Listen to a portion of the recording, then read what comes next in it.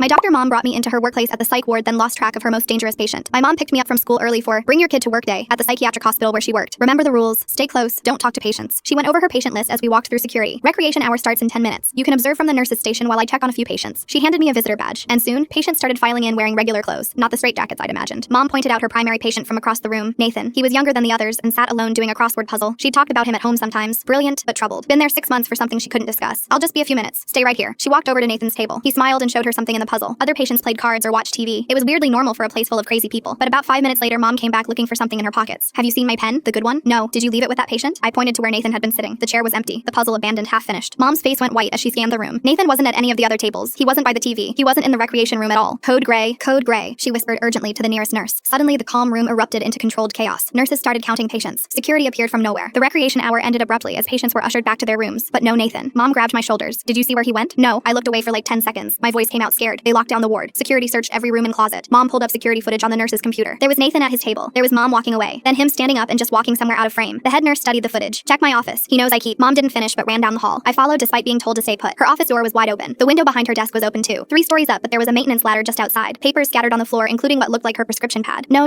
Mom rifled through her desk drawers. What did he take? Security arrived behind us. My badge, my keys, she checked her coat pockets. My wallet with my driver's license. Home address. The room went silent. Nathan hadn't just escaped. He'd taken everything he needed to find us, to come to our house. Mom pulled out her phone and called Dad, but it went to voicemail. He's been planning this. All those questions about my family. I thought he was making progress. Mom's voice shook. They pulled Nathan's file. Page after page of notes about violent fantasies, obsessive behaviors, drawings they showed me briefly before Mom covered my eyes. 6 months of pretending to get better. 6 months of studying you. The psychiatrist reviewing the file looked grim. Mom drove me home in a police escort. The house looked normal from the outside, but the front door was unlocked. We hadn't left it that way. The officers went in first while we waited in the car. They came back shaking their heads. He's been here. Your home office is ransacked. Family photos are missing. The officer looked apologetic. Inside was worse. Nathan had gone through everything. Mom's drawers emptied. My school schedule pulled off the fridge. Our family calendar with everyone's activities circled in red pen. Why my mom? What does he want? I asked while she packed us bags to stay in a hotel. He fixates on female authority figures. Thinks they're secretly in love with him. The last doctor. She didn't finish. We left with police protection to a hotel downtown. Mom called Dad and told him not to come home. Called my school to say I'd be absent. Around midnight, her phone rang. She answered on speaker with the police recording. We heard breathing on the other end. Then Nathan's voice. I have something for your daughter. A present. Check your car. He hung up. The police went to investigate while we watched from the hotel window. They approached Mom's car carefully. Opened the trunk with gloves. Inside was a box wrapped in birthday paper. Even though my birthday was months away, they brought it up in an evidence bag. Inside were hundreds of photos. Pictures of me at school, at the mall, at friends' houses. At the bottom was a note. She looks just like you. Same smile, same eyes, same schedule every Tuesday and Thursday. Mom collapsed. Nathan hadn't just studied her. He'd been studying me too, and we'd never noticed. The detective's phone rang. Another escape from a different hospital 2 towns over. The doctor there also had a teenage daughter. Also had her badge and keys stolen. Also found her patient had been photographing her family for months. He's not working alone. The detective's face was grim. This is coordinated. That's when Mom got another text. This one from her own phone number. The phone Nathan had stolen. It was a selfie of him standing outside my best friend's house, smiling and holding today's newspaper. Your daughter has such nice friends. We should all meet properly soon. I didn't even think. Just broke free from Mom and started running to my friends. Full story on channel link below.